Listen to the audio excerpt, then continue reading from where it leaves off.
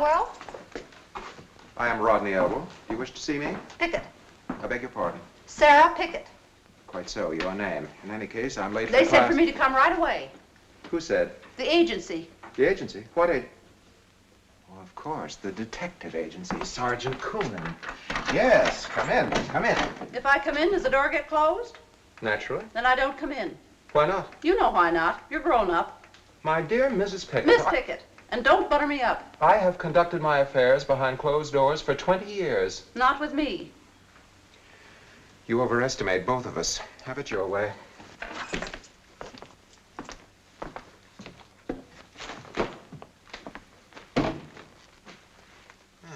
Yes, here we are.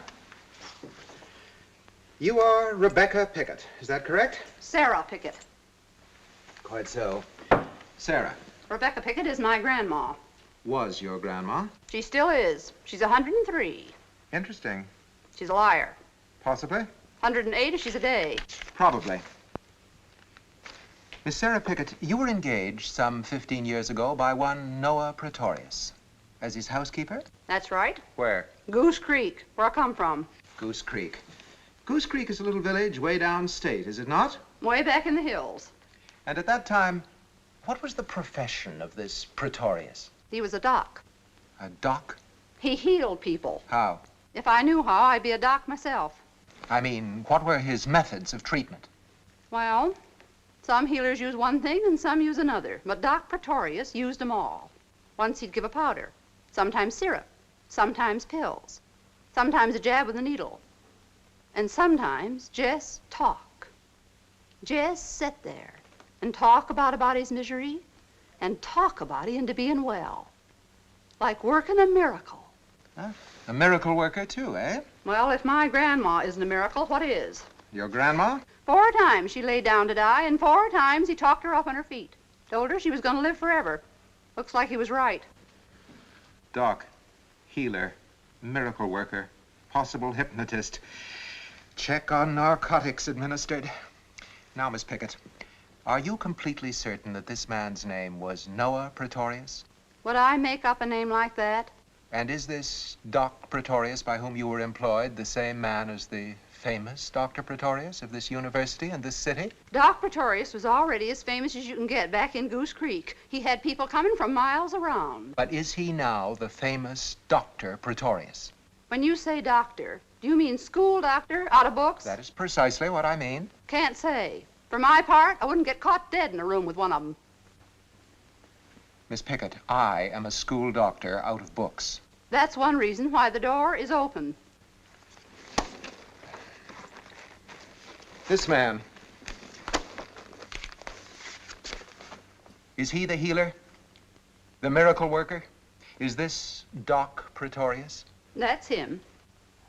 Only he looked younger 15 years ago. We all did. Not me. We come now, Miss Pickett, to the most important subject of all. What can you tell me about a man named Shunderson? Who did you say? Shunderson. Hello? It's Hoskins, Professor Elwell. Well, in case perhaps, Professor Elwell, you'd forgotten, the class is still waiting. Oh, yes, Professor, of course. No, not at all. It's just that, well, Dr. Praetorius is also waiting to see you. Dr. Praetorius? To see me? Well, he'll have to wait, too. But not for long, eh, Miss Pickett? What's the matter with you? What's in this for me, Professor Elwell? I thought that Sergeant Coonan had made it quite clear. He said you wanted some information from me, but also that you were going to give me a job. That's right. What kind of a job? In the dissecting rooms, as sort of a housekeeper. What I want to know is, will the job be worth it? Will the job be worth what, Miss Pickett?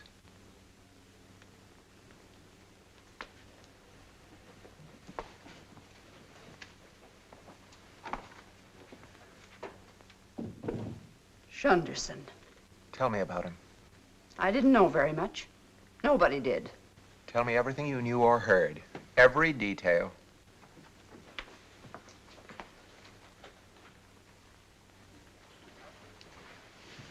You're a professor, and it's hard to make you understand anything that ain't in a book. Well, most of what goes on in the world ain't in a book. Spare me your philosophy. What about Shunderson? To begin with, we used to call him the Bat. Did it ever occur to you, Shunderson, that skeletons always laugh? Now, why? Why should a man die and then laugh for the rest of eternity?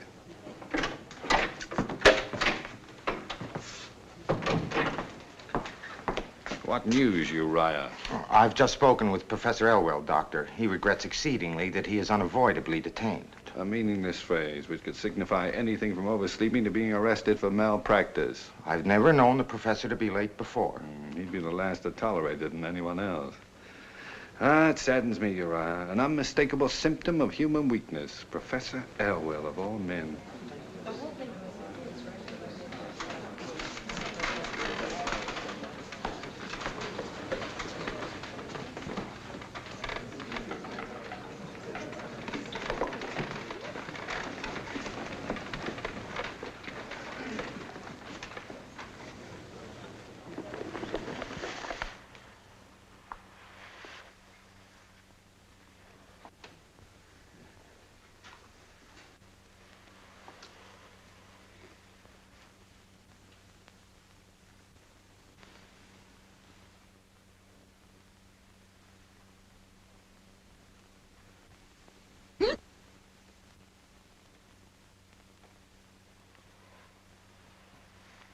Have you your notebooks ready?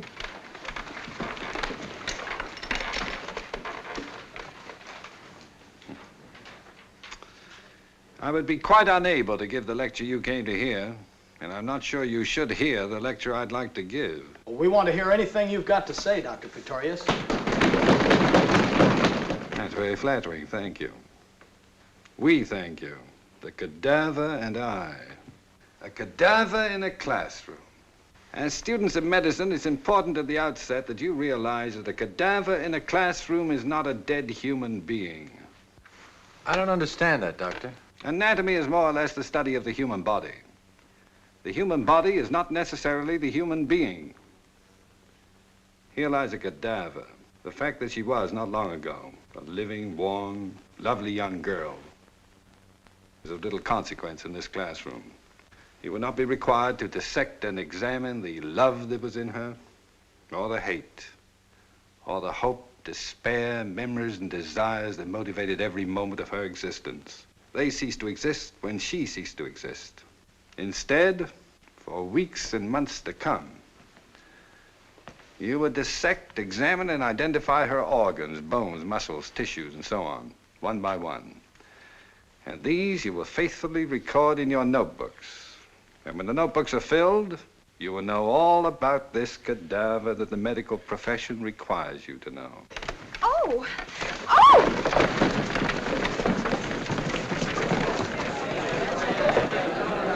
Get back! Get back! Don't touch her. Quiet down! Quiet down. A tube of Cub Scotch would know better than to crowd like this. Back up. Have you any idea why you fainted? Have you ever fainted before? How do you feel? Silly. I think you better tell a doctor about this. There may be a reason. Can you get up now? Good. Perhaps you better go somewhere and relax. You go with her. And you know, if you insist upon studying anatomy, I suggest you do not sit on the aisle. Have a candy. Thank you.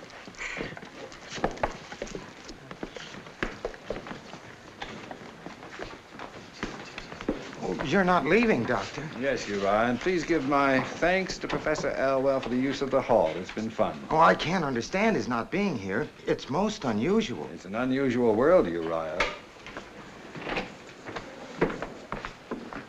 I understand I've kept you waiting. Please forgive me. It was most urgent business. My business, on the other hand, was the idlest of curiosity. You were going to let me know about a tumor you'd found. Ah, yes. A malignant dysgerminoma. Professor Elwell, you are the only man I know who can say malignant the way other people say bingo. A malignant dysgerminoma. Good day, Professor Elwell. Good day.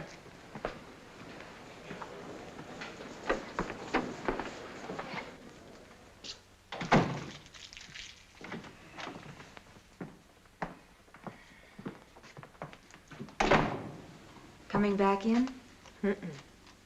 Aren't you going back at all?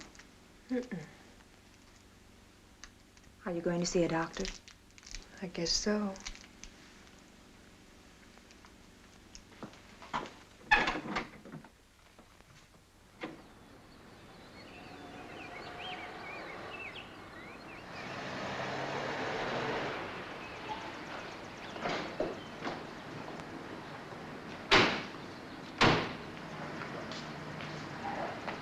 Good morning, Dr. Praetorius. Good morning.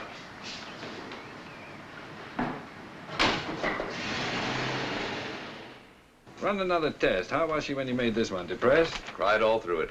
Well, when you run it again, call me. We'll have a laugh through the next one, see what happens with a different set of emotional factors.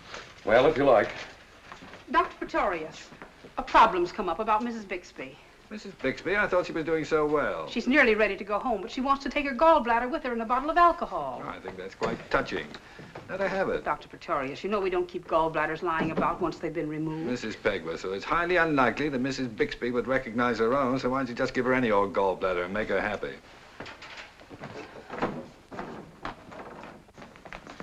Doctor, unless all of the patients are served breakfast at the same time, I cannot operate the kitchen with our present personnel. Then hire more people to work in the kitchen. But it is common practice in There's hospitals. still more in my clinic. No patient shall be wakened from a health-giving sleep and forced to eat breakfast at a time which pleases the culinary union. But in the interest of good economy. Bad therapy is never good economy. If you must economize, do it in the doctor's dining room. And I will not have all the patients bathed at the stroke of a gong for the convenience of the nurses. One of the reasons for my founding this clinic is a firm conviction that patients are sick people, not inmates. Of course, Dr. Praetorius.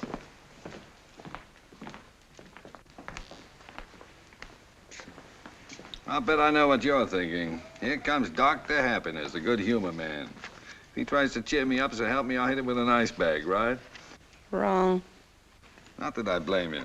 One of the few pleasures of being sick is the right to feel good and miserable, and don't let any doctor tell you differently. I was thinking, it's not much fun when you get to be old. Oh, it's even less fun if you don't get to be old. I want to die. You'd like that, wouldn't you? Just lie around in a coffin all day with nothing to do. How was last night? Just fine, Doctor. Well, if we have another good night tonight, maybe tomorrow morning we'll go back into surgery and take another look. Doctor, does it hurt when you die? Not a bit. Where'd you get that idea? They tell me there's so much pain. Oh. Did anyone who actually died ever tell you that? Of course not. Well, there you see. All this silly gossip about dying. You know, I nearly died once. When I was a kid. The doctors gave me up for lost. The nerve of some doctors giving people up for lost as though they'd found them in the first place. Anyway, I was dying, and I was in a coma.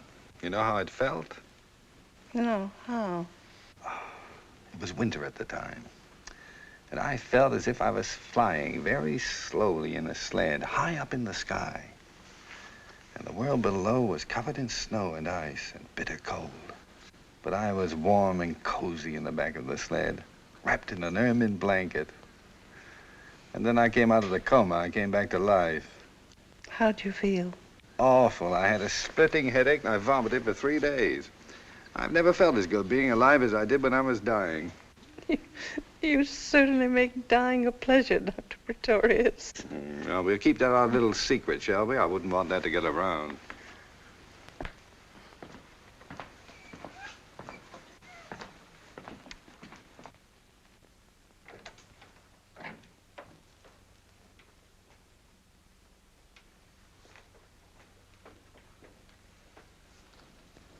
Doctor, are you feeling all right? Just my usual twilight sadness. Did it ever strike you that days die pretty much the way people do? Fighting for every last minute of light before they give up to the dark. You think about the strangest things, Doctor. It's my unbalanced diet. Who's waiting? Just one patient left, Mrs. Higgins. She was in earlier today. You had Dr. Beecham run a test and told her to come back. Here's the laboratory report. Thank you. Well, the day will die on a happy note at any rate. Have Mrs. Higgins come in. Mrs. Higgins?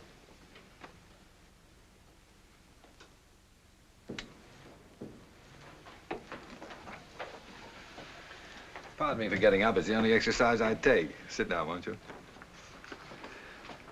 Mrs. Higgins, as a doctor, it's my duty, if at all possible, to find something for you to worry about. However, I cannot repudiate a laboratory report such as I hold in my hand. Mrs. Higgins, you have nothing to worry about. You mean everything is all right? Perfect. Then the fainting this morning, it didn't mean a thing, did it? Nothing out of the ordinary. You might eat lightly, however, on the days you dissect cadavers. Oh, that? I've given that up. I wasn't really a medical student anyway, just sitting in on some courses. Well, I imagine it'll be more fun just sitting home with Mr. Higgins. Yes. Yes, it will be.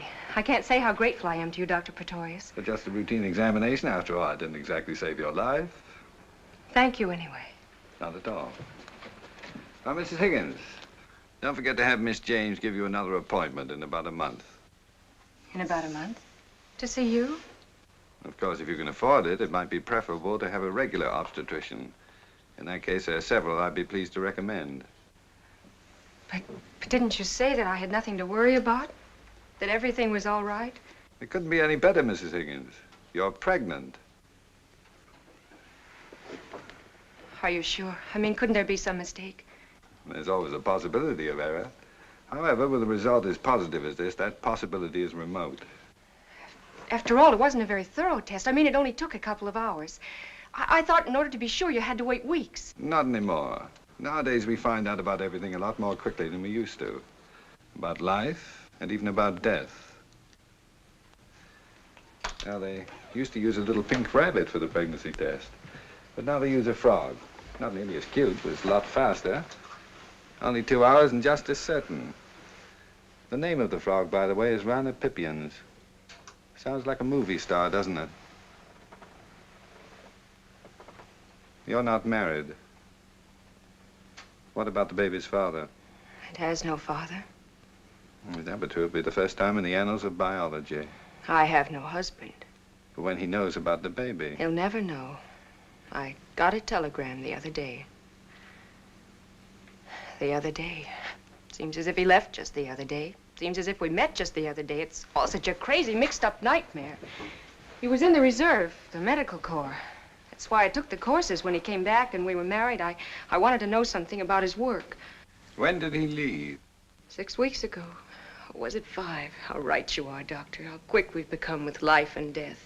And had you known him long? No, not even that. Not even long enough to be sure. Either of us. You're not permitted enough time these days to be sure of anything.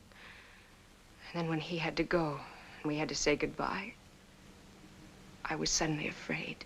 I wanted to prove to myself and to him that I wasn't afraid.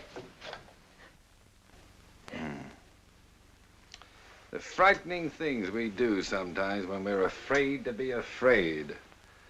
Sit down, why don't you?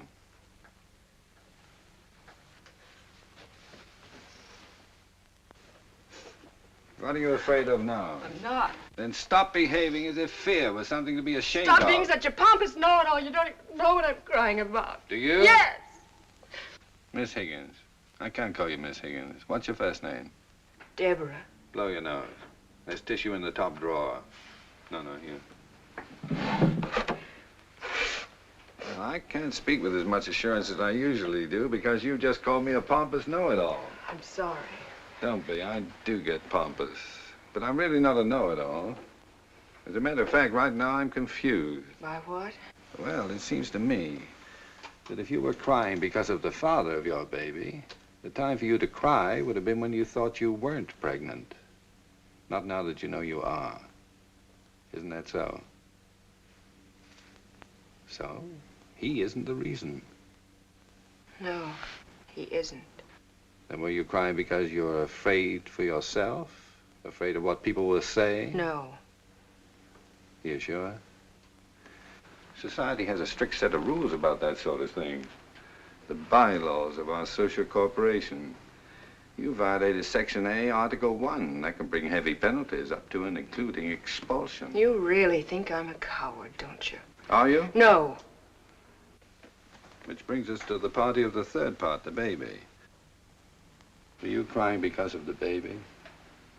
You can't say there won't be time enough for you to love your baby. And if you're a good mother, to have it love you. It is the baby you're afraid of. In a way. Don't you want it? Of course I do, but I can't have it. I just can't have it. Why not? Why not, Deborah? You couldn't understand. I could try.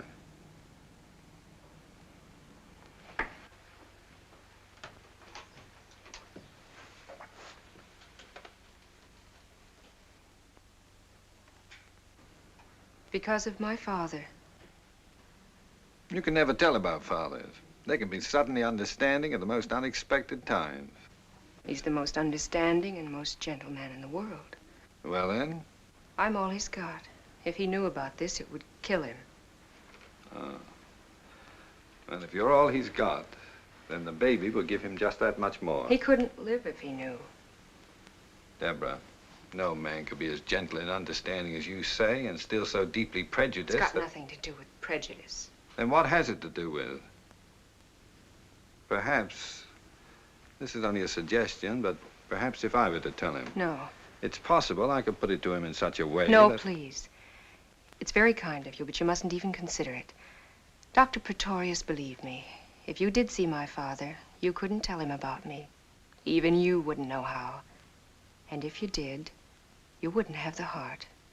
Thanks just the same. What are you going to do? I don't know. You had a pretty good idea, didn't you, even before you came to see me, that you were having a baby? I wasn't sure. Tell me, of all the doctors you could have gone to, why did you pick me? There wasn't anyone else I could.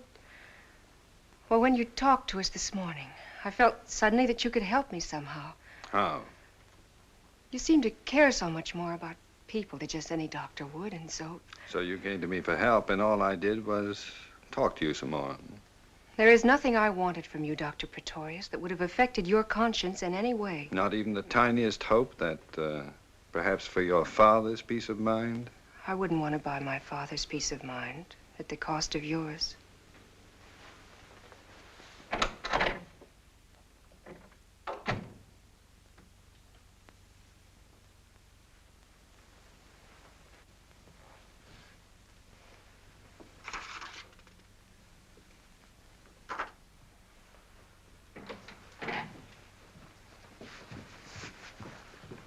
Did Miss Higgins make another appointment? Miss Higgins? Sorry, I meant Mrs. Higgins, of course. No, Doctor. She left without saying a word. Sometimes, Shunderson, it seems to me that half the women who come in here want babies they can't have, and that the other half... She's old enough to know what she's doing, and to take what's coming to her. I never want to hear you say anything as idiotic and heartless as that again. But, Doctor, For one thing, you're a nurse, and for another, you're a woman. I'm ashamed of both of you.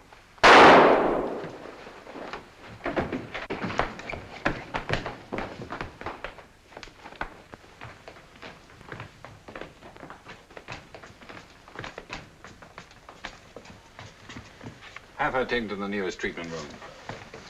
You prepare her yourself. Left side, flesh wound. Doesn't look too bad. Get Billings for intravenous anesthesia. Yes, Doctor.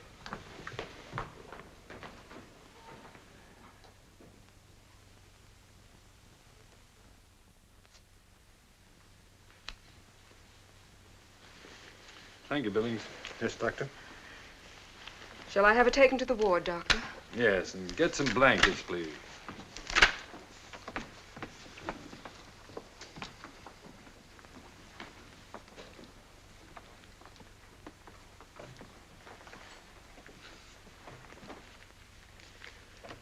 Is it bad? It's a good thing most people haven't the foggiest notion where the heart is actually located. She didn't even come close. Why'd she try to kill herself? I imagine, Shunderson, that when people need help the most, it must sometimes seem as if they're all alone in the world. Isn't that true? Then she'll try it again. She's still all alone. And if there's still nobody to help her, she'll try it again.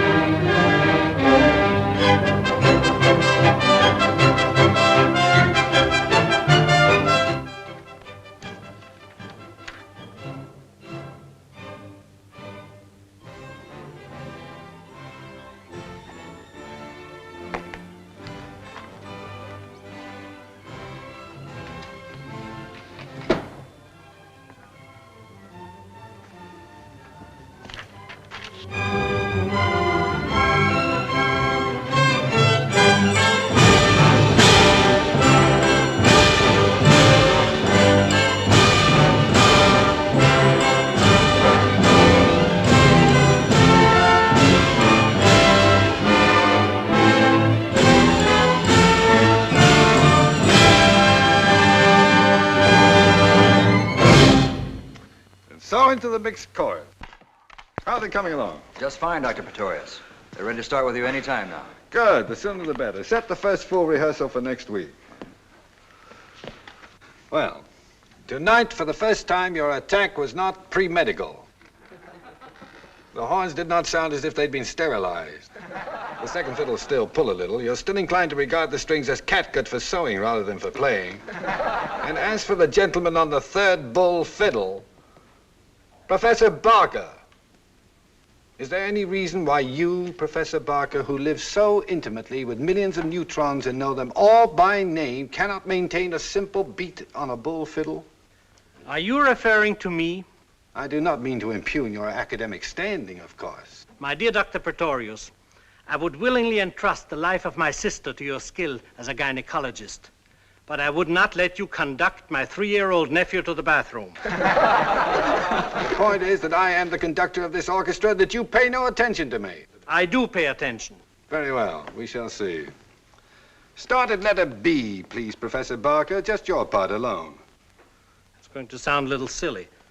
After all, the bass viol is not a solo instrument. On the contrary, for one, Serge Koussevitzky has concertized as a virtuoso of the bass viol. Look who's talking about Koussevitzky. Ready?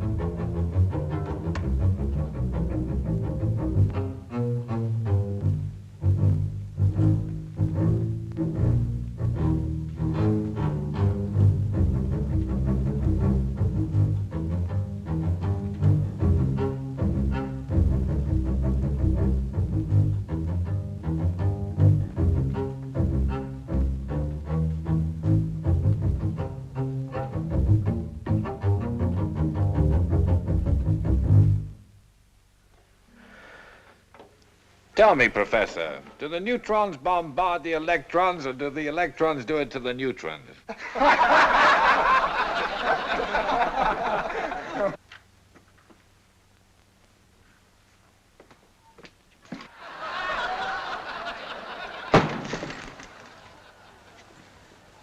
Same time next week. Thank you and good night, all. Oh, man. I'm glad with you.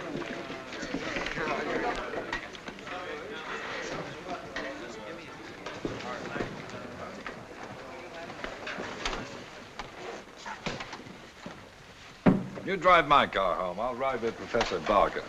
Or leave the Canuck first and the rest on the kitchen table. I'll cook them. I don't want you to wait up. You'll make me very unhappy if you don't go straight to bed.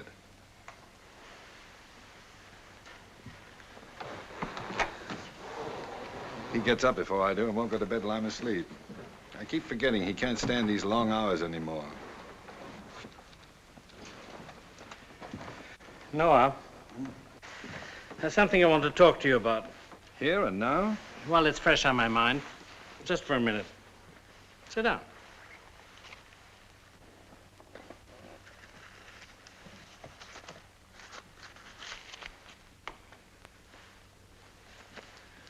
You behave as if you were about to propose. Noah, one of the differences between matter and mankind is that in matter, all relationships can be stated, whereas between people, they can rarely be put into words. Granted. Now, I want you to know that I'm your good and devoted friend. I've been aware of that for some time, and I am yours. Therefore, I have the right to point out to you that there are occasions when you behave like a cephalic idiot. Also granted. Any particular occasion? Out of a universe full of time and space, only you could pick Rodney Elwell's anatomy class. The good word gets around, doesn't it? Don't take this lightly, Noah. There's been trouble brewing. Talk of rummaging about in your past. Let them rummage. They're spitting into the wind. And all this talk about charges and whatnot, of an investigation. Noah, as a friend, tell me, can Elwell dig up anything in your past that would conceivably discredit you enough to justify, say, a hearing before a faculty committee? How much discredit is enough? I've known you intimately for 10 years, and I can't even guess at what you were up to the day before I met you. Suppose I told you all. Could it affect our friendship? Of course not. I'm glad to hear that. You know, it's not much to have a friend who knows all about you. But one who's a friend even though he's not quite sure, that's worth having. And will you tell me just this? About the bat. The bat? I thought you knew that's what they call him. Shunderson. Who calls him that? Why, the students, the faculty, even the staff at your own clinic. No, I didn't know. There's not a proper name for him. Noah, who is he? A man named Shunderson. Where does he come from? Why is he with you day and night, everywhere you go? I have no right to tell even you anything about Mr. Shunderson. Can Elwell uncover something about his past, or yours, or both, that he can use to make trouble? That depends. Drop me by the clinic first, will you? I want to look in on a patient.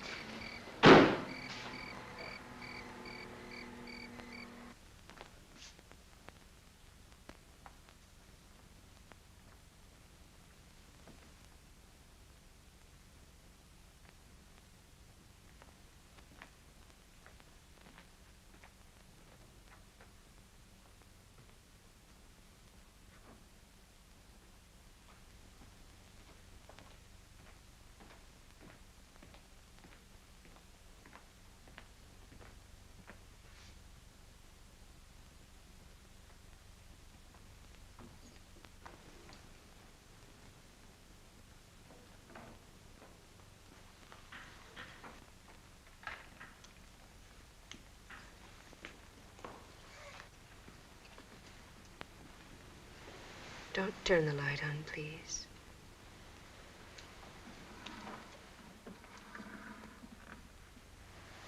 You've been crying again.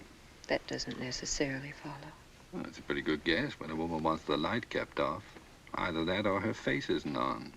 I don't mind being seen without makeup. I don't mind seeing you without makeup. You know all about women, don't you? Not nearly enough. I don't mean just as a doctor. Not even as a doctor. Deborah, I've got something to tell you. And as a pompous know-it-all... I didn't mean that even when I said it. As a pompous know-it-all, it isn't going to be easy.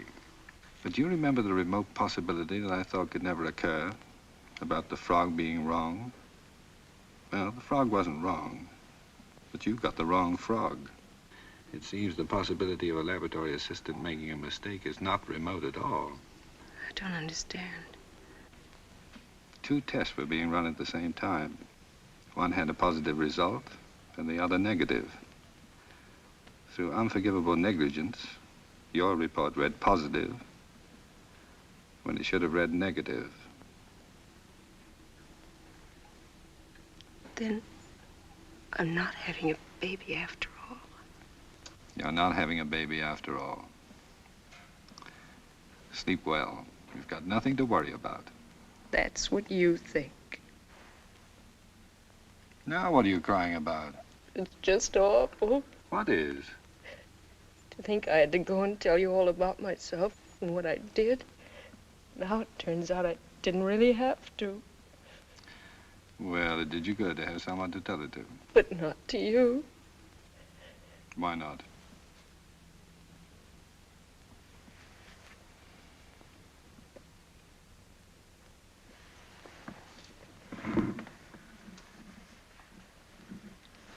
I'll see you in the morning, Deborah. Dr. Praetorius, Hmm? are all your patients women? Almost. Guess they all fall in love with you. Not all of them. Just most. Not even most. Good night.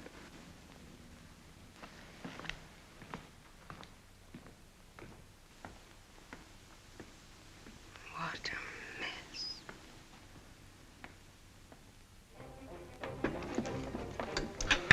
Why do you have to stop by the clinic? Anything interesting? A physician respects the confidence of his patients and does not discuss them with anyone. How true, how true. Was it the young girl who tried to shoot herself? Mm-hmm. Why? Because of an unpremeditated baby. Her condition pretty bad? Better than yours on the whole, just a superficial flesh wound. Then why drive all the way up to the clinic to see her? I wanted to tell her she was not pregnant. Lost the baby, huh? Was it shock or when she fell? She's as pregnant now as she ever was. And why in the name of good sense tell her that she isn't? Pregnancy, my dear boy, is not a state of the mind. Here, get me some more Mankiewicz. 2 reasons. One, to get her a good night's sleep. And the second, to keep her from trying it again until I can find her father and talk with him. What has her father got to do with it? Well, she has an unshakable conviction that the knowledge of what she has done will kill her. You intend to talk him into clicking his heels with joy over the situation?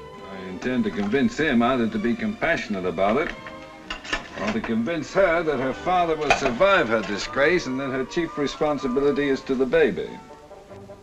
Noah. Yeah? Has it ever occurred to you, aside from certain medical considerations, that most of this is none of your business? Thanks. No? What is my business?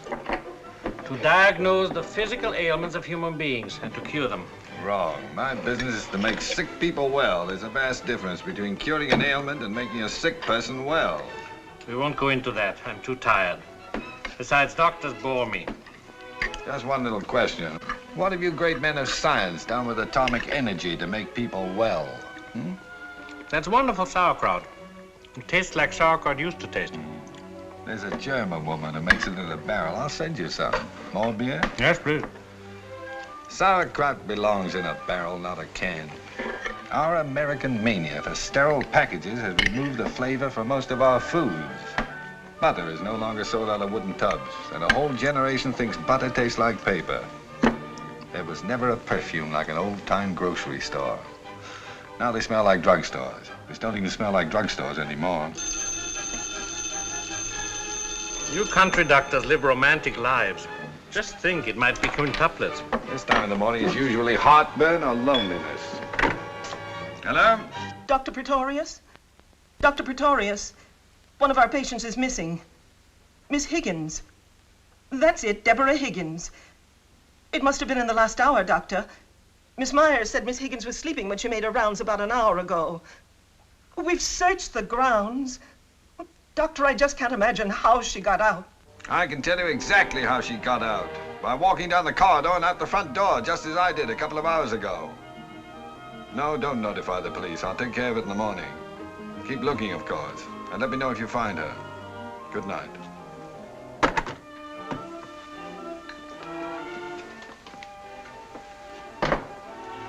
Who flew the coop? The young lady we were discussing? Yeah.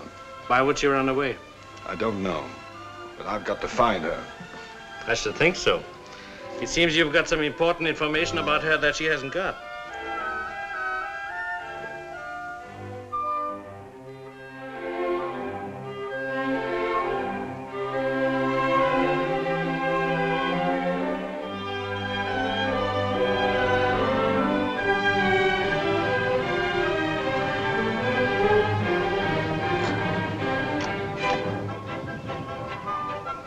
You'd better wait in the car while I ask.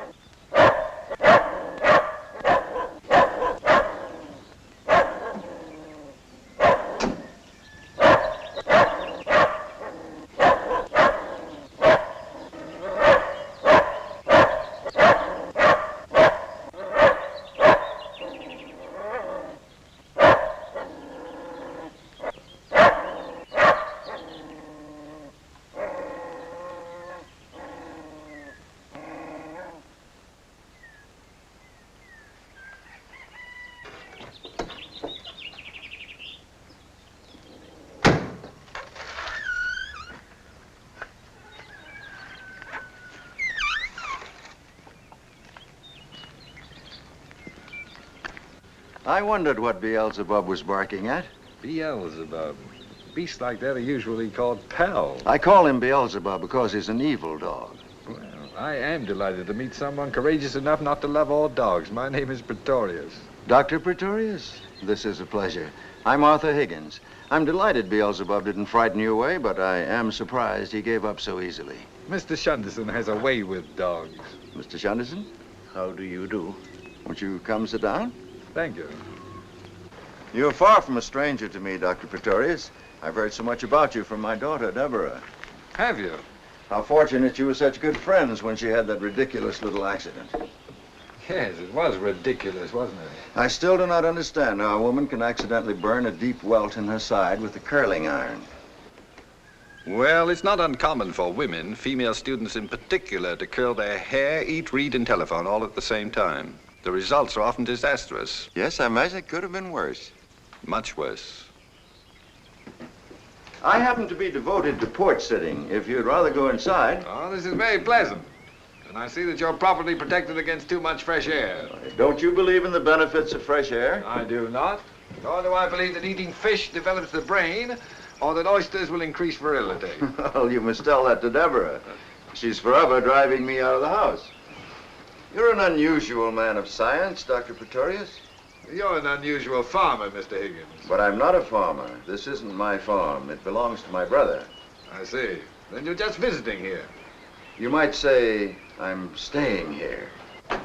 We need help. Beelzebub crawled in under the ice house and he won't come out. Beelzebub belongs under the ice house. Deborah, we have guests. Yes, I see. Hello, Doctor. Hello, Mr. Shunderson. I was wondering about that nasty little burn you got from the curling iron. It's fine. It's been almost a week, and since we happen to be driving out this way... Happen to be out this way, hours from your clinic in the university? Dr. Praetorius has far-flung interests. Then I'm sure both he and Mr. Shunderson will be interested in joining us for Sunday dinner. No, really, we couldn't impose upon you. Dr. Praetorius must have more important matters. Nonsense. We can't let them drive miles to get here and send them away unfed. We'd love to have you. We'll be happy to stay.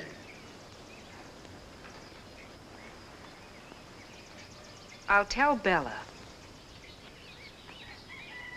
Have you been here long? Your father and I have just been getting acquainted. Dr. Praetorius has a way of knowing people very well, very quickly. He's entitled to as much time as he wants. After all, you've told me so much about him. Father, I'm not at all sure that it's good for you to be out of doors. There is nothing healthier than fresh air. You said something about telling Bella? I haven't the slightest intention of leaving here. Bella! It seems also that Deborah has told me a great deal about you, Mr. Higgins. There wasn't much to know, was there? The number of accomplishments in my life, Doctor, is one. Deborah. Quite an accomplishment. If you don't mind, I'd rather not be discussed this intimately on the front porch. On the front porch, you're in a test tube. It is obvious that you're going to be discussed. So why do you insist upon remaining where you're not wanted? Well, why should you want to discuss me? There's nothing to discuss, is there?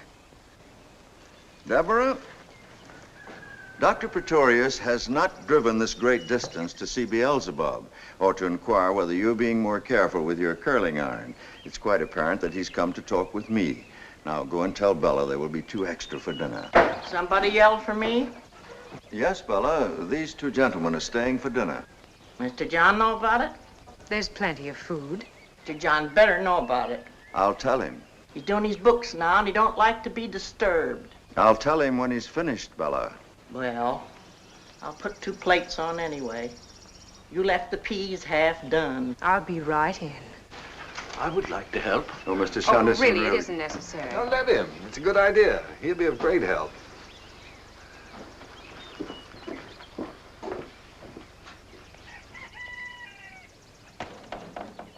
May I ask, is Mr. Shunderson your servant? He's my friend, but he likes to help. I see. Dr. Praetorius, I referred a moment ago to Deborah as the only accomplishment of my life. I'm sure you were being modest. No, she's more than my only accomplishment. Quite simply, she's my only contact with and reason for what is sometimes described as life. If you'll permit a rather lurid analogy, Deborah is my heartbeat. Mr. Higgins, please don't feel that you have to tell me anything. No, I want to tell you about myself for just a moment. I can't say what makes me want to. Perhaps it was Bella's rudeness. Perhaps because I think of you already as a friend. Have you got a match?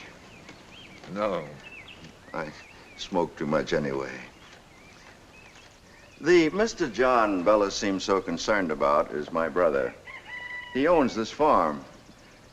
He owns the food I invited you to share, the beds we sleep in, the clothes we wear, Deborah's tuition, and the tobacco in my pipe. The pipe is mine. I have other possessions, some scrapbooks, a thin volume of poetry, mine too. It was published, but it didn't sell, of course.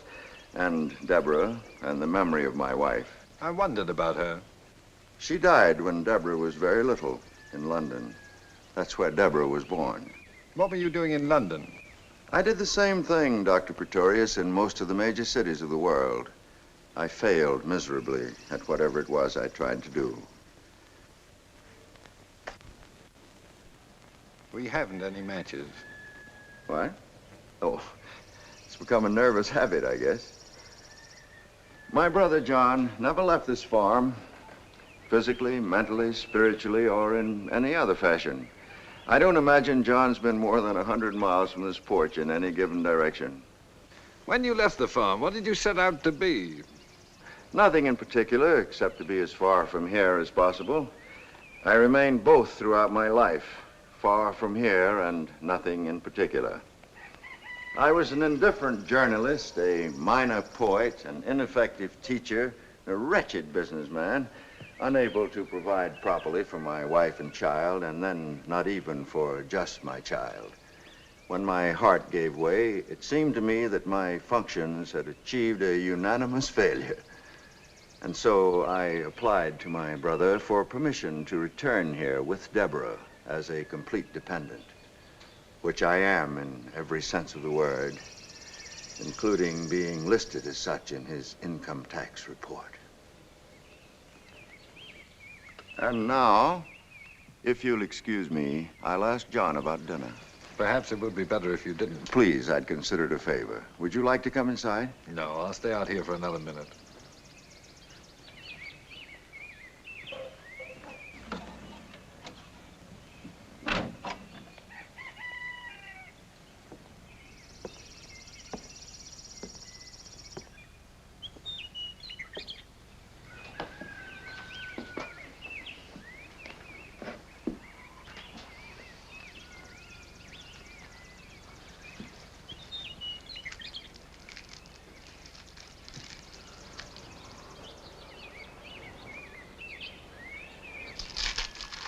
I thought you were helping in the kitchen. The woman didn't want me. I can't say I approve of the company you keep. The dog is frightened and unhappy. He has that in common with most of humanity. It's not going to be easy. What you came here for. Let's go for a walk.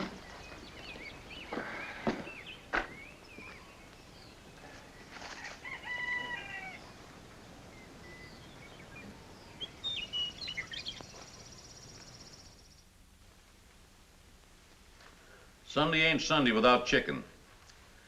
Two things I guess I did every Sunday in my life. Go to church and eat chicken. Don't you ever eat chicken on a weekday? Only on Sundays. But if you like chicken so much, why don't you eat it more often? Because I only eat it on Sundays. Uncle John lives according to a very strict schedule.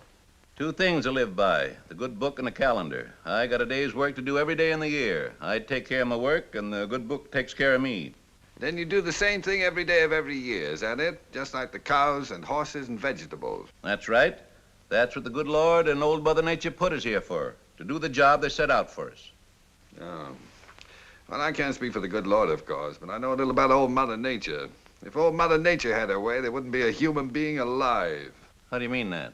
I mean, among other things, that old Mother Nature tries to destroy us periodically by means of pestilence, disease, and disaster.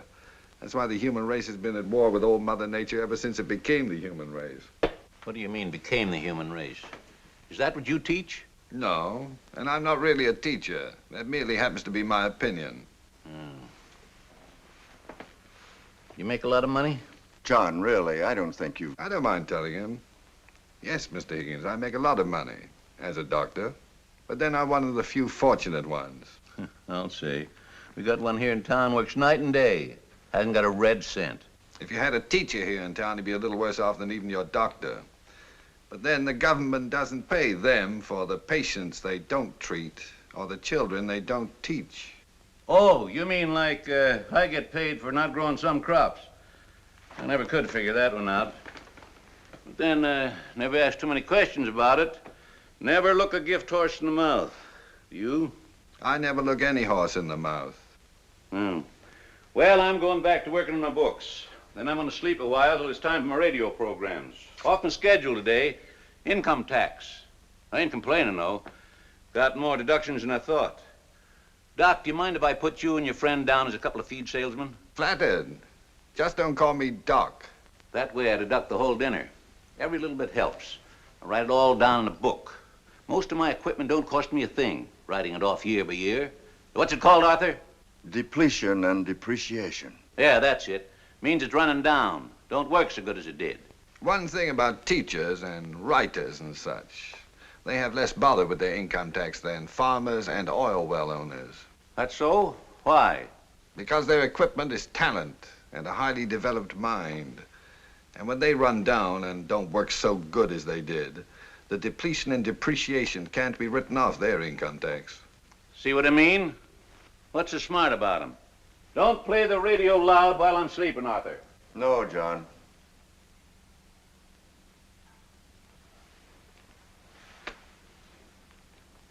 Deborah, why don't you show Dr. Praetorius the farm? I'm sure he'd be interested. Just a lot of depletion and depreciation, that's all. That's it, before it's all written off. I'll get a sweater and meet you outside.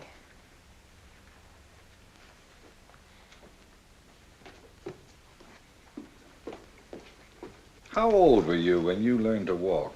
I did pretty well by the time I was 4. When did you leave the farm? I was 16. It couldn't have taken you 12 years to make up your mind.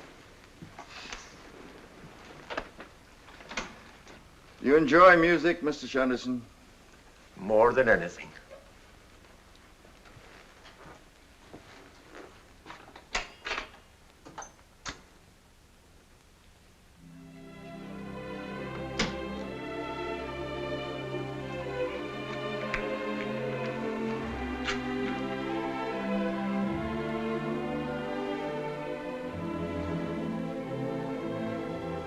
Mr. Shunderson, Dr. Praetorius has come here to ask Deborah to marry him, hasn't he? I wouldn't be surprised.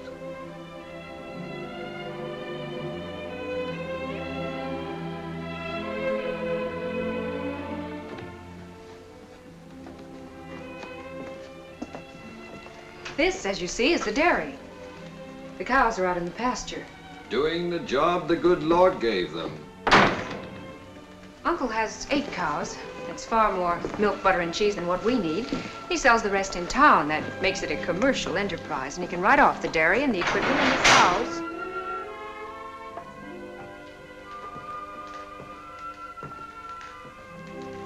I think I like the dairy best of all. It's certainly spotless, isn't it? The Board of Health is very strict about that. Where'd you hide Bella when they come around? Under the ice house? Down here. This room is for the separator and things. I'd stay out of there if I were you. You might get caught in a room with a dead end.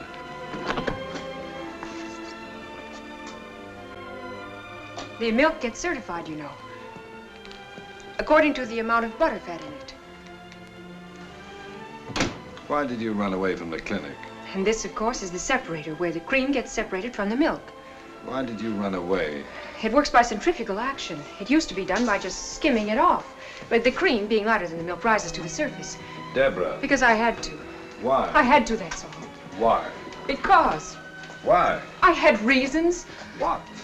They were private and personal. I don't have to tell you everything. Why?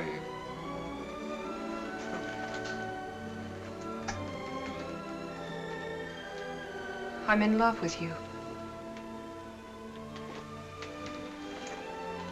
What makes you think so? I can't give you symptoms. It's love, not measles. Am I being pompous again? Well, there are some things you can't be scientific about. Even so, why should that make you want to run away in the middle of the night in your bathrobe and slippers? I didn't want to see you the next morning. I wanted to see you. Not if I knew about you what you knew about me, you wouldn't want to. Possibly, I don't know.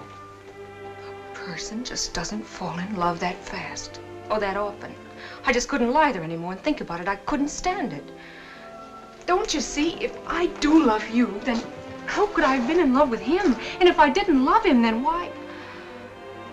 And anyway, even if I did, why did I have to go and tell you about it? You crying again? No, but I want to run away again. No, no more running away. No, you were right about your father. I couldn't have told him. He'd have understood, but I couldn't have told him. Certainly you couldn't have.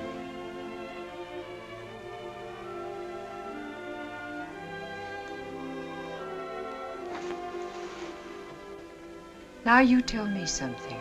Why did you come here? What do you mean? It couldn't have been to talk to my father. Well, as a matter of fact, Because if it was, what about? There wasn't anything to tell him, really, was there? Well, no, not really. It was A just superficial flesh wound like mine. You weren't worried about my condition, were you? Of course not. Going to all the trouble of finding me, searching the registrar's records and whatnot. Why did you come all the way out here? I don't know, really. I think you do know. What's your first name? I can't go on calling you Dr. Praetorius.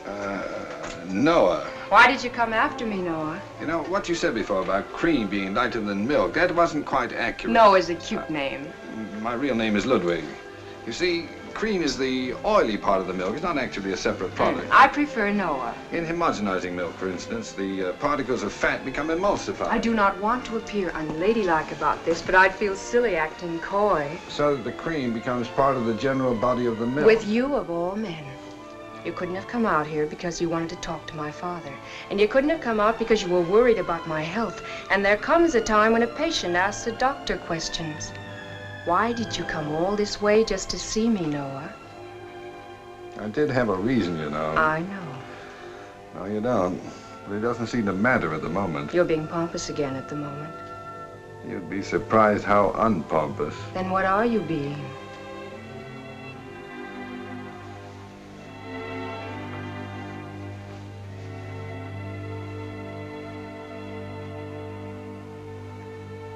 Well, things do have a way of happening, don't they? Old Mother Nature. Old Mother Nature knows best.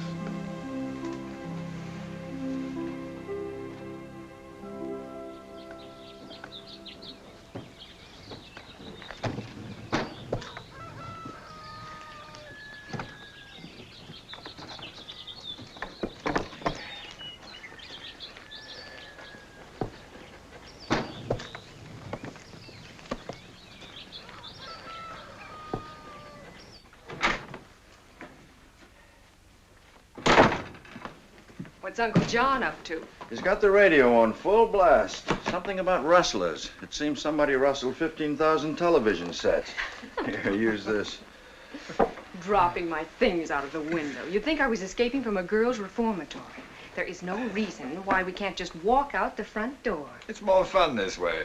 When are you going to break the news for the gentleman farmer? John, during his favorite quiz program, I intend to let him have it as a personal jackpot. He'll be mad. I hope so. I am scared. Deborah, I thought I was going to have to die without seeing you safely out of here and without telling him off. Remember your promise to come and live with us. Of course he will. Much against everybody's better judgment, including my own, I intend to live very happily with you. I'm still scared. There's nothing that John can do to either of us. Oh, she's not scared of John. She's scared of me. Pompous know-it-all.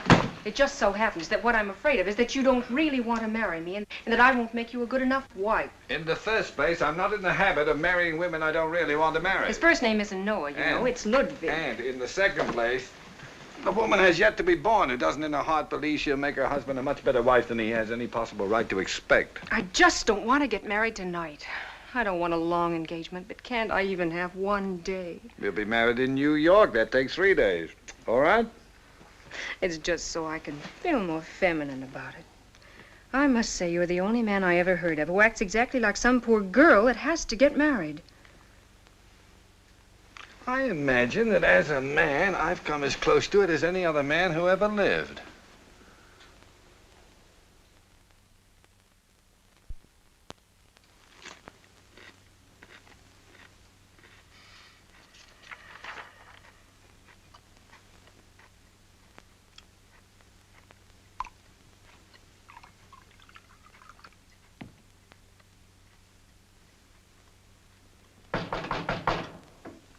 Come in. I got it, Professor. Sergeant Coonan. I got your man.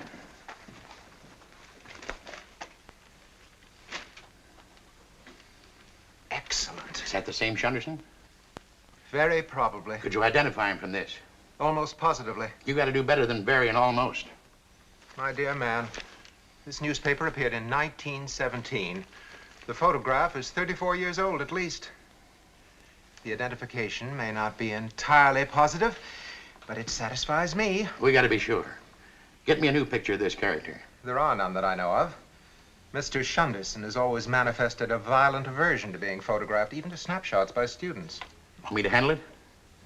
Please. Okay. Comes tomorrow, we slap a tail on this monkey.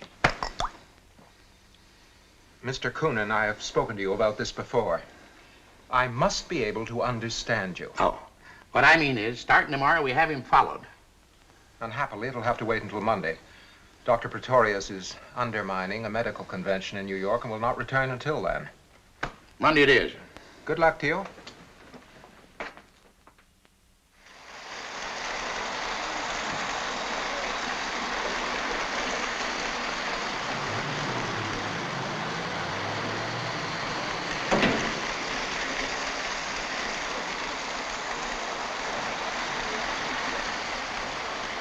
May I be of service to you, madam? Yes, you may. I want to buy an electric train outfit. Very fancy and very elaborate. It's for a birthday. Oh, I'm sure we can find something nice.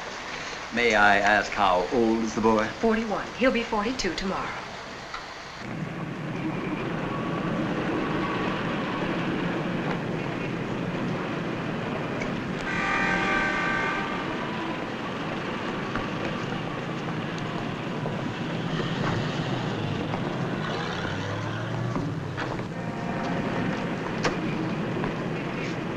Mr. Shunderson.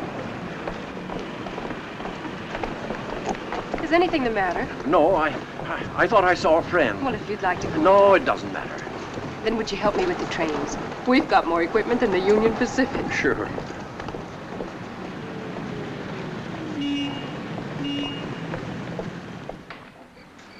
Good night, Dr. Victoria. Good night. Good night, Doctor. Good night.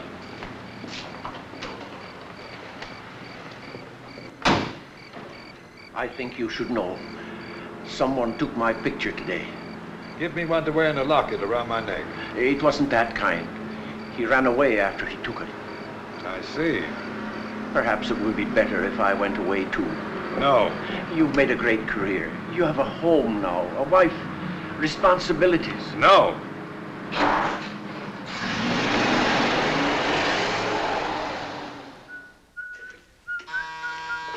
Want me to answer, Mrs. Praetorius? Oh, don't bother, Anna. Mr. Shunderson's somewhere out front. He'll get it.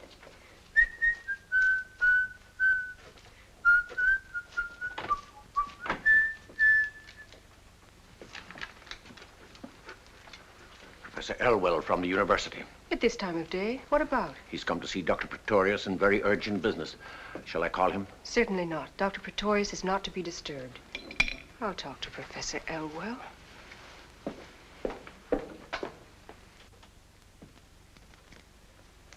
Good evening, Professor Elwell.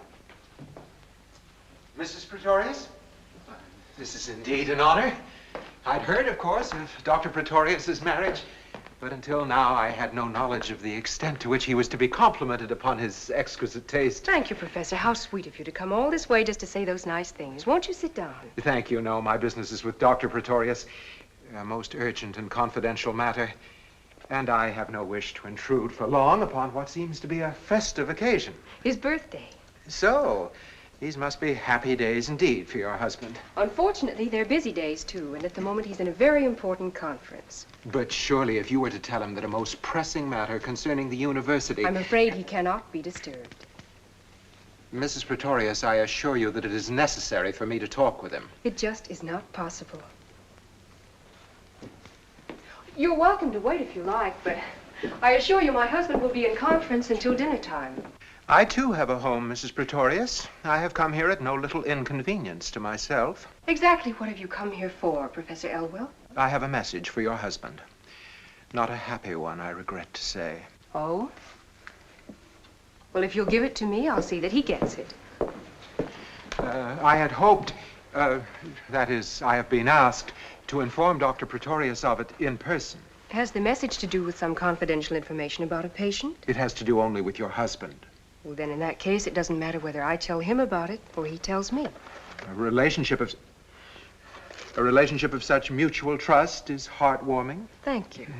You understand, of course, that my presence here is a matter of duty, not necessarily personal inclination. You are well known, Professor, as a man without personal inclinations. Thank you. May I have a glass of water? On the table. Help yourself. It's so beautifully arranged. Just drinking some water won't hurt it. You're extremely generous.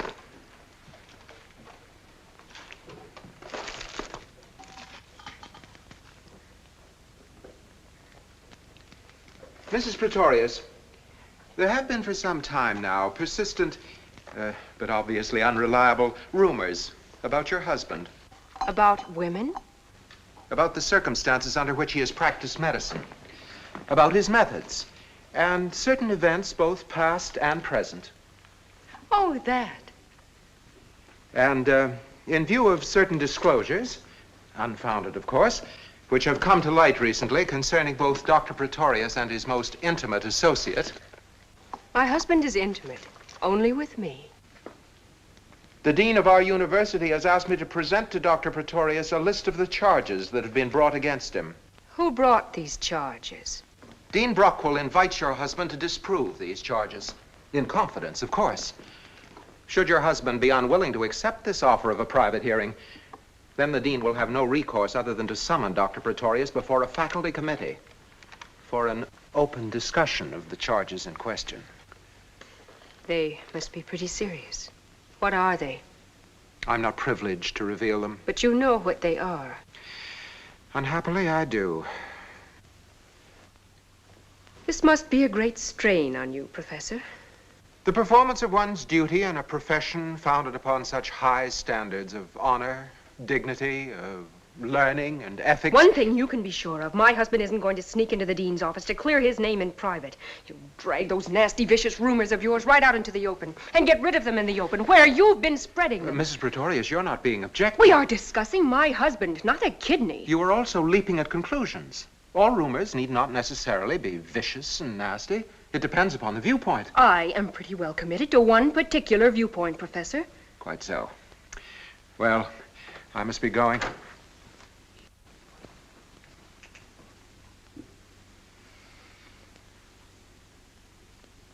I admire your courage and faith. Most women would be perhaps apprehensive. Most women are not married to my husband. True. Whatever he did for good and sufficient reason, even if it turns out he murdered somebody.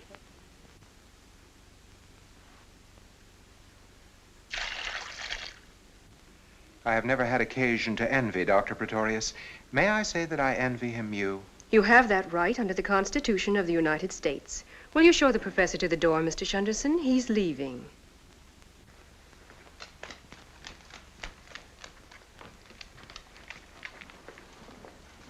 Thank you for your hospitality. Drop in any time.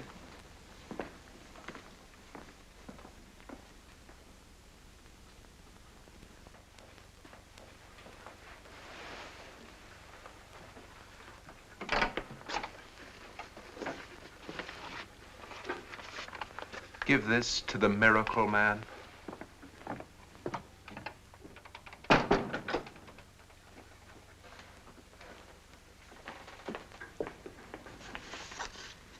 I'll take it to him.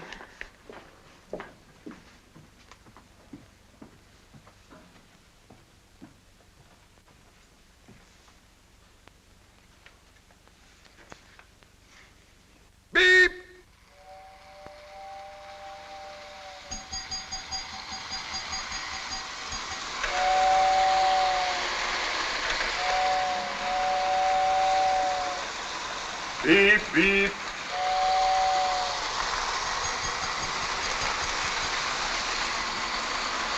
Beep, beep, beep.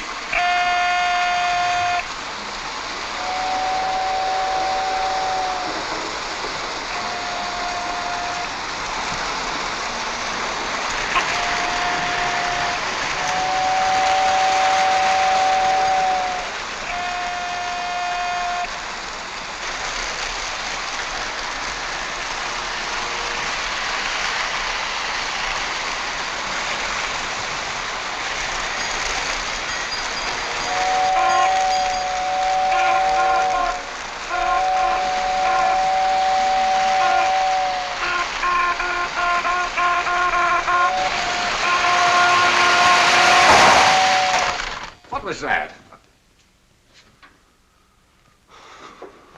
Darling. Professor Lionel Barker. What happened? What happened? Did your train leave on beep, beep, or beep, beep, beep? Beep, beep, beep. Your signal was beep, beep. Arthur's signal was beep, beep. Mine was beep, beep, beep. We'll soon find out about that. It was beep, beep, beep, and... What a bloody mess. And whose fault is it, my fine atomic friend? You can't go around smashing everything you see. You know everything isn't atoms. Yes, it is. Not for smashing it isn't. Not in my house and not my train. Deborah, get out of the way before Professor Barker smashes you. He's on a smashing ban. Darling. Beep, beep, beep. Those were your orders. What was Beep, your beep, signal beep. to dispatch Beep, your beep, train? beep. Beep, beep. I told you so. Mine was beep, beep, beep. Beep, beep. Arthur, yours was beep, beep, beep. Beep, beep. Beep, beep, beep. Beep, beep. Now look, they're my trains and I'm the chief dispatcher. I know how I set them up. Beep from me, beep, beep from you, and beep, beep, beep from Arthur. What difference does it make? What difference does it make? Look at this disaster. In case of disaster, the responsibility remains with the chief dispatcher. And in a catastrophe like this, he either resigns or blows his brains out. I refuse to be held accountable for the inability of two idiotic assistants to remember two simple signals. I consider your high-handed refusal to accept the testimony of two responsible men as worse than idiotic. Under the circumstances, I consider it criminal. Your signal was beep, beep, beep, and you know it was beep, beep, beep. Noah! Deborah, I leave it to you, but remember you're Deborah, my wife. I am your father. I'm not related to you by blood or These trains were supposed to leave these various rooms at various times. Our train routes were on these tracks and they returned to their own spots. They suited. He began to issue...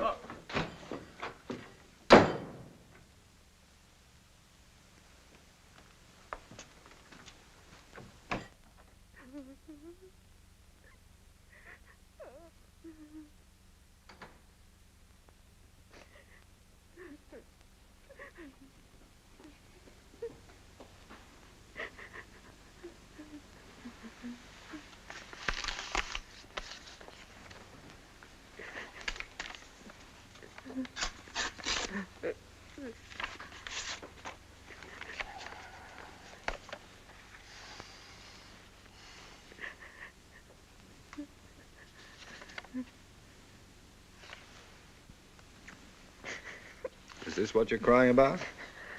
Then what? It's just that I love you so much, and I went and put all those candles on that cake when you're really only 9 years old. According to this document, I am not the picture of childish innocence you imagine me to be. Do you want to read it? No. Do you want me to tell you about it? Not if you think you shouldn't. Not if you think you shouldn't. Is a phrase used exclusively by women who assume a man's guilt without having the guts to come out and say so. Nothing could be less important to me than this whole business of rumors and charges against you. That's my girl. Just a minute.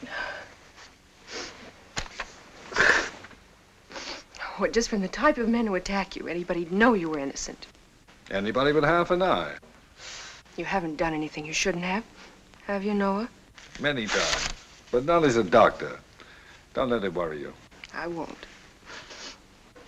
Noah, does it seem to you that I cry a lot? Truthfully, darling, there's never been anything like it since the little Dutch boy took his finger out of the dike. He never took it out. That's what killed him. Pompous know-it-all. I never used to cry at all, you know. Oh, if I bump my head, something like that. But now the least little thing that happens, I start to bawl. Why do you suppose it is? Why do you suppose it is? Well, I get upset so easily these days, and I used to be, well, if anything, sort of calm, even placid about things. What did you say the name of that frog was? What frog? The one that gets pregnant in 2 hours. The frog doesn't get pregnant, darling. It just shows certain indications. Well, I'm beginning to show certain indications. Anyway, I think I am. I feel so silly talking to you about it. No, I understand. It's the kind of thing you'd rather discuss with a doctor. I don't pretend to be an expert about such things, but I've always thought I was a fairly normal adult young lady who knew roughly what every fairly normal adult young lady should know. Right now, I feel like a kind of idiot Elsie Dinsmore. What seems to be your problem, Mrs. Praetorius? I'm confused. I can't figure anything out. I'm all mixed up. Heaven knows, after all I've been through these past few weeks, I've got a right to be, but not this mixed up, not this confused. Married exactly 2 weeks and 3 days. Noah, darling, forgive me for being little Nell from the country about this, but is it possible that I could be having a baby already? Little Nell, Elsie Dinsmore, or Catherine the Great. It is entirely possible. Well, if it's possible, then you should be the first to know. It is also probable. Do you mind? Comes the dawn, I'll stand on that windowsill and crow. Comes the dawn next December, you'll be walking the floor with it. Next September. December, dear. September. Now you're getting mixed up. This is April. December. September. My dear Dr. Praetorius, unless they've changed the rules about how long it takes, or unless there's a new way to count, I make it December. Oh, there's nothing wrong with the way you're counting. You're just not starting back far enough. Well, how can I possibly start any farther back than... No. Oh, no.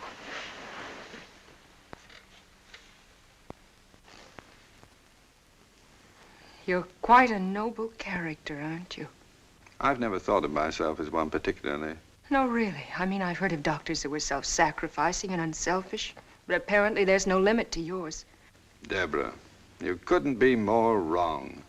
Were you that afraid I'd kill myself? How afraid is that afraid? Afraid enough to marry me, to keep me from it? Is it conceivable to you that I would? It seems obvious, doesn't it? You mean that as a doctor, I was faced by a situation which I could only meet by marrying you? That I did it as a remedy? Deborah, as you know, I believe in using any form of therapy that will make people well. But it would be highly impractical to make marrying my patients a standard form of treatment. Why did you marry me? Because I was in love with you. Is that why you came to the farm? To ask me to marry you? No.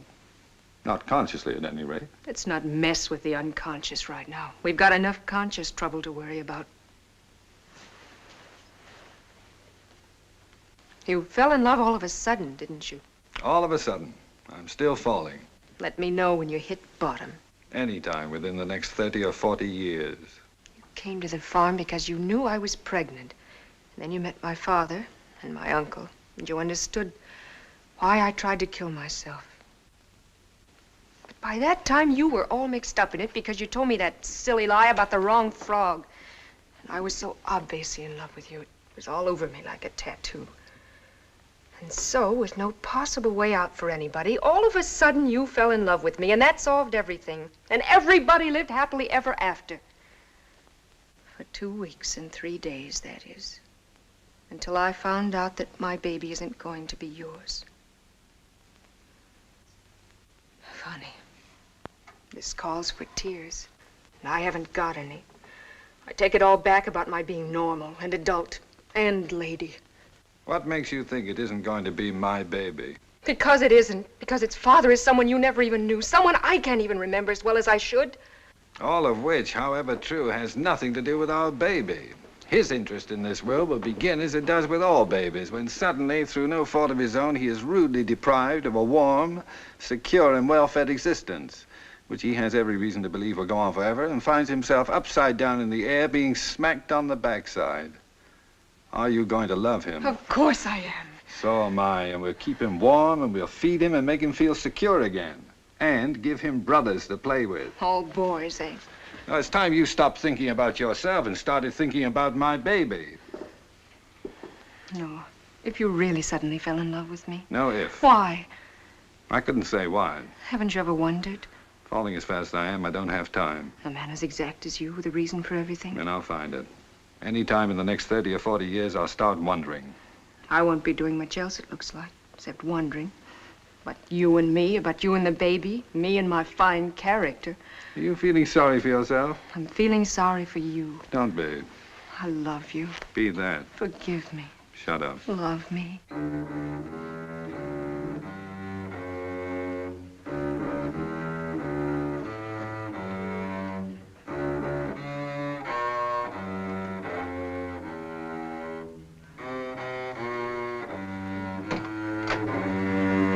Dinner is served. I have forbidden you to bring that disgusting echo chamber into my house. As your friend, it is my duty. Here? Am I not the master in my own house? To provide for your wife some contact with a world of sensitivity of which you have no knowledge. Here, here. A happy birthday to you. Happy birthday to you. Happy birthday, dear Noah.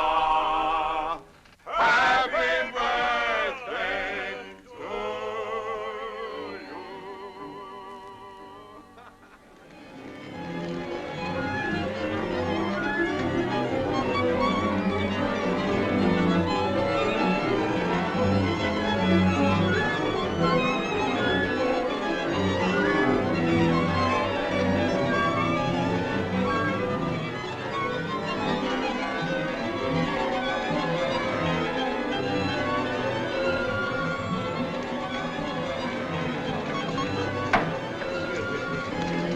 Excuse me.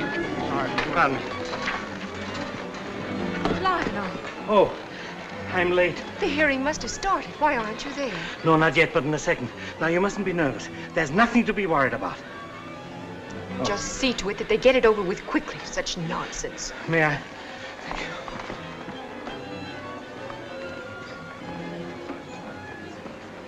How dare they hold their silly investigation the same night as the concert? It's unforgivable. It may be worse.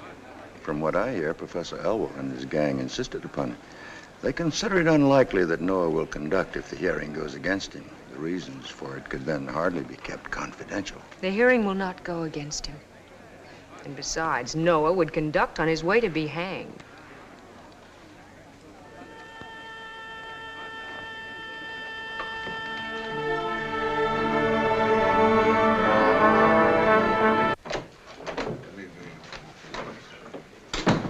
Terribly sorry, gentlemen. It was unavoidable. My apologies. Well, now that we're all here, shall we begin? It is my intention, gentlemen, to conduct this hearing informally. Dr. Praetorius, wouldn't you like to sit closer?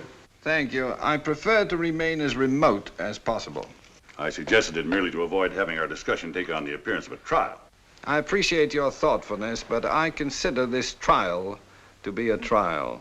I have no intention of regarding an investigation of my methods and myself as a cozy little chat among friends. Hear, hear. Professor Barker, I will have to insist that no one speak without being recognized by the chair. I am by nature a man who interrupts. However, I shall try.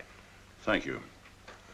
Dr. Praetorius, may I suggest to begin with, in order to avoid both the embarrassment and time involved in examination, that you give of your own accord a pertinent account of your life and professional activities prior to your arrival in this city and this university. I prefer to be questioned. Why?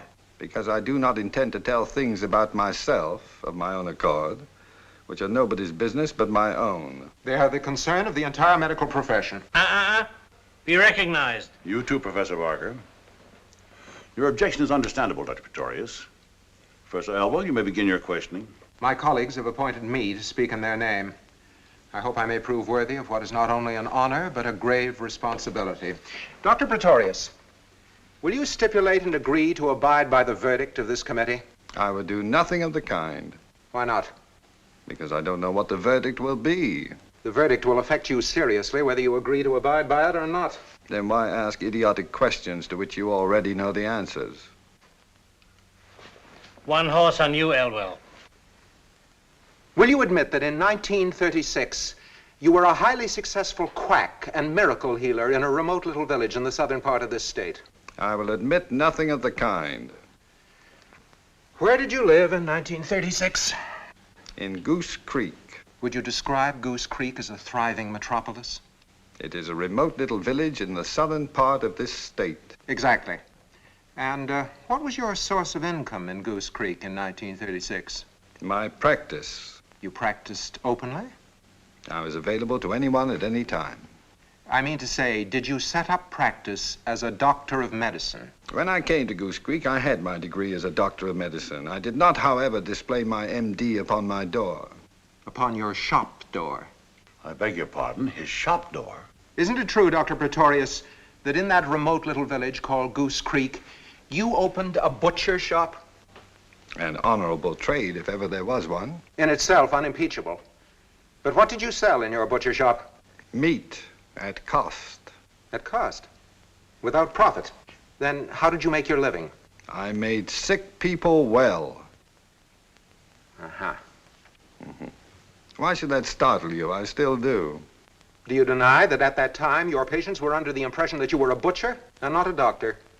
Do you prefer the impression given to their patients by so many of our colleagues that they are doctors and not butchers? Bravo, bravo.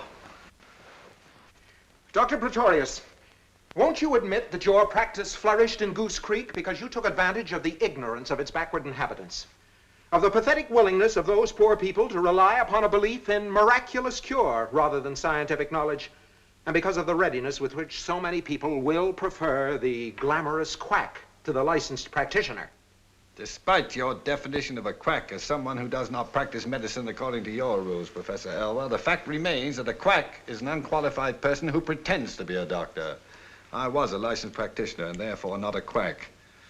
And as to the willingness of those so-called ignorant and backward people to rely upon the curative powers of faith and possibly miracles too, I consider faith properly injected into a patient as effective in maintaining life as adrenaline, and a belief in miracles has been the difference between living and dying as often as any surgeon's scalpel. That is not the issue under discussion. It is precisely the issue. Whether the practice of medicine shall become more and more intimately involved with the human beings it treats, or whether it's to go on in this present way of becoming more and more a thing of pills, serums, and knives, until eventually we shall undoubtedly evolve an electronic doctor. The issue at hand is quite simply that you amassed a fortune by treating sick people who believed that you were a miracle-working butcher. I could not have amassed that fortune unless I had made an enormous number of sick people well. All this folderol, as I see it, has got nothing to do with the ethics and honor of our profession. It has everything to do with envy of one man's genius for healing the sick, of his use of remedies you can't prescribe, buy in bottles, or apply with a knife. Call Praetorius a psychiatrist, high priest, voodoo, medicine man, witch doctor, anything you like. But don't investigate him, gentlemen. Learn from him. Professor Barker, it was understood you would not interrupt. I'm sorry. You can strike my remarks from the record. I'm sure you all agree with me anyway, so why don't we call this whole silly thing off and start the concert?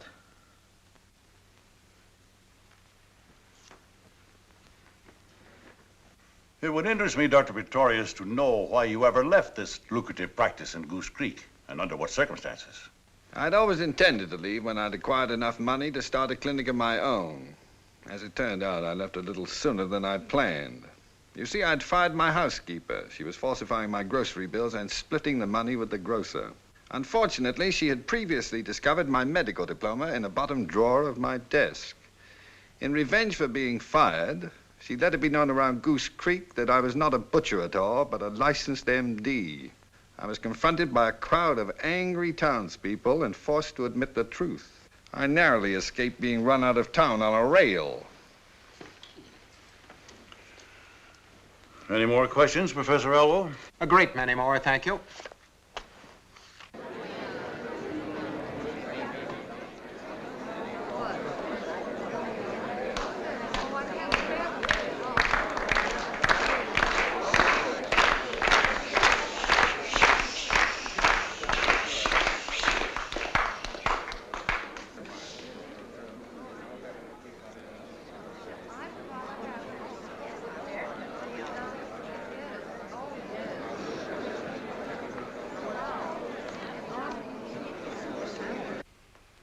Professor Barker, May I point out that these monkey shines are seriously delaying the concert of our student orchestra? Our concern here is the future good and welfare of our students as doctors of medicine, not as troubadours. Were you recognized? Professor Barker, we're all concerned about the delay of the concert. The fact that this hearing conflicts with it is a most unfortunate coincidence. You don't believe that any more than I do. Continue, Professor Elwell.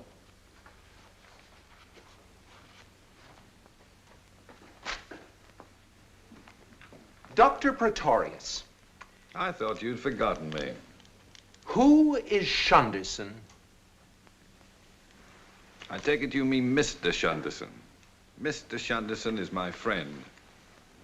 Is he associated with you professionally? Not as a professional. He helps at whatever he can. He is also employed in your home as a manservant or butler, is he not? I do not employ him at all. He works at whatever he pleases, where he pleases, and when. He is never very far from your side, or for long, it seems. Rarely. Dr. Praetorius, what was Mr. Shunderson before you knew him? I refuse to answer that question. What were the circumstances under which you made his acquaintance? I refuse to answer that question.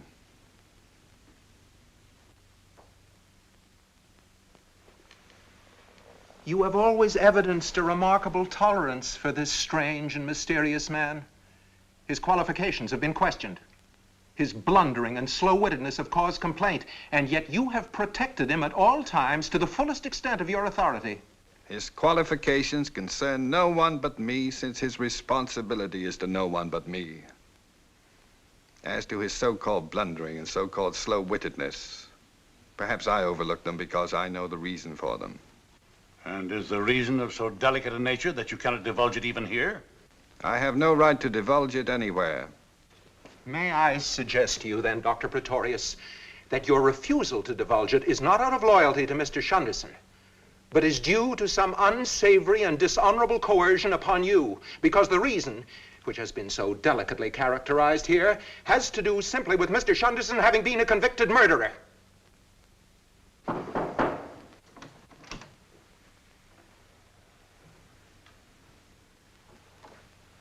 What are you doing here? I was listening through the door. I protest against this highly irregular, unethical, and probably prearranged eavesdropping. Elwell, you can use more words more unpleasantly than any irritating little pipsqueak I've ever known. Gentlemen, I suggest we leave the saloon floor and return to a more academic level of behavior. I want to tell my story. He'll never tell it. But what you want to know about me has nothing to do with him. Well, let's hear it by all means. Okay. Certainly, Mr. Shunderson.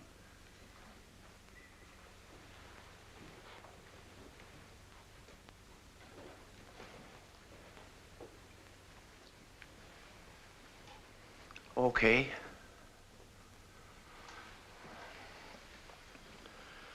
I'm not a fancy talker. I don't know a lot of words. That alone is a welcome relief.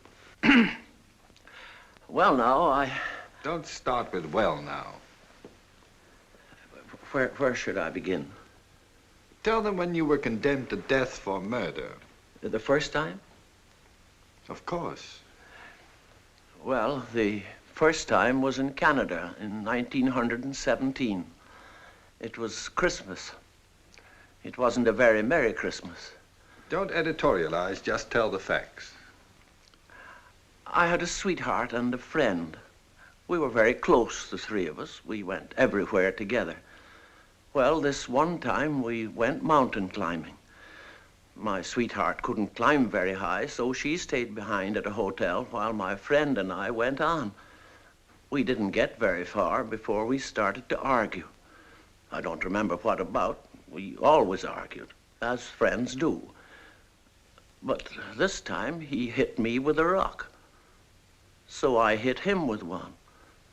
Not too much detail. Anyway, we had a bloody fight, and he ran away. So I went back to my sweetheart. She was waiting in the lobby of the hotel. She didn't even say hello. She took one look at the blood on my clothes and saw that I was alone and started to scream, "Murderer, murderer." That was how I found out that my sweetheart and my friend were sweethearts. Who saw to it that you were arrested and charged with murder? Oh, my sweetheart, of course. Her testimony and the blood on my clothes were enough. I was found guilty of murdering my friend, and I was condemned to death. But because nobody could produce the corpse of my friend, living or dead, my sentence was commuted to 15 years at hard labor. And was the corpse of your friend never found? I found it myself. After I served out my full 15 years at hard labor, I found it accidentally. I was walking past a restaurant in Toronto. I happened to look in the window, and there was the corpse of my friend sitting at a table eating a bowl of soup. I think it was pea soup. Immaterial and irrelevant. Well, I went in and spoke to my friend in a very friendly fashion. I asked him very nicely where he had been for 15 years and why he never admitted that I didn't kill him. His answer, gentlemen, was unsatisfactory. So I hit him in the face with the bowl of soup. Then I hit him with a chair. Somebody called a policeman. The policeman had a club. I took the club away from him, and it was with the policeman's club I finished up on my friend. I tried to explain to the policeman that if I was committing a crime, it was a crime for which I had already paid the penalty. He arrested me anyway. You were released, of course. No, I was tried for his murder again and sentenced to death again. But how could you be tried twice for the murder of the same man? The prosecutor insisted that this was not the same murder. The first time, no dead body was produced as evidence. Well, the prosecutor was very fair about it. He was willing to admit that my first conviction was probably a miscarriage of justice, but even though the first jury made a mistake, he said I didn't have the right to commit a murder just to correct that mistake. He demanded the death penalty, and I was condemned to death. But this time you were pardoned. No, this time they didn't even commute my sentence. You see, the fact that I killed my friend with a policeman's club made it a very serious crime. Then, will you tell us, Mr. Shunderson, how did you manage to escape? I didn't escape. Well, what happened to get you out of it? Nothing. I was executed. Executed? This is absurd. It was on the morning of the 29th of February, 1932, a leap year. It was a gray and rainy morning. The hangman put the noose around my neck. And then we had to wait because some official forgot his glasses. They held an umbrella over me so I wouldn't get wet. And then the official's glasses came. He read something. The minister prayed. I closed my eyes and thought of my mother. The floor went out from under me, and that was that. I must protest against this fantastic and childish assault upon our intelligence. You be quiet. Then what happened? The next thing I felt was a finger with a rubber glove on it. It was in my mouth, pressing down on my tongue. I bit it, and somebody yelled. I opened my eyes, and that was the first time I saw Dr. Praetorius. Only he wasn't a doctor then, just a medical student. I think I can make this next part of the story clear to you. At the time all this happened, I was just finishing my studies as a medical student. I was also keeping company, as they say, with a young lady who happened to be the hangman's daughter. Both the hangman and his daughter were generous and sympathetic. The hangman, in particular, was sympathetic to my desire as a student of anatomy to have a cadaver of my own.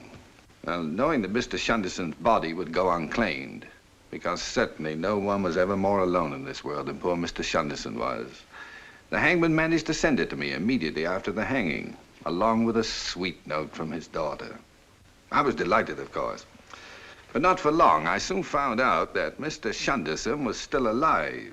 You must have been furious. He told me his story. We put some pig iron in the cheap wooden coffin that he'd arrived in, and had it buried in a charity graveyard. From that day on, he has never left me. And I think it is understandable that from time to time he may seem a little confused and perhaps even a little dull-witted.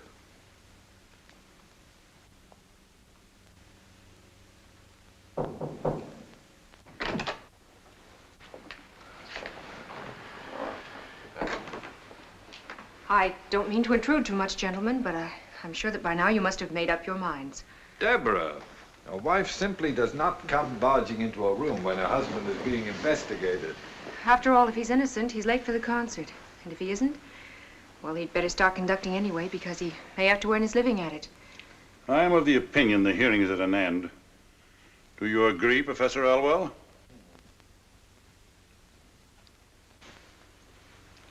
The trouble with you is, Elwell, you've never had a cadaver of your own, much less one that bit your finger. And as for this incredible evening, gentlemen, the sooner we can forget it, the better for all concerned. And I think we've held up the concert far too long.